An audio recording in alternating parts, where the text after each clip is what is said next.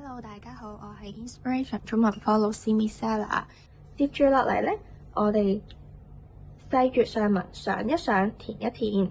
好啦，睇下例題先。佢話天空是藍色的，將佢變成藍藍的，寫成一個疊式形容詞，藍藍的天空。好啦，我哋嚟睇下第一題咯。佢話太陽是乜嘢色的？好啦，睇下文章先。太陽喺呢度，佢話係紅色，咁我哋就將紅字寫喺呢度。太陽是紅色的，將佢變成紅紅的，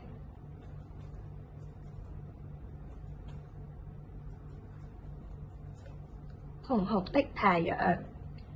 剩低嘅兩題又交俾小朋友試下啦。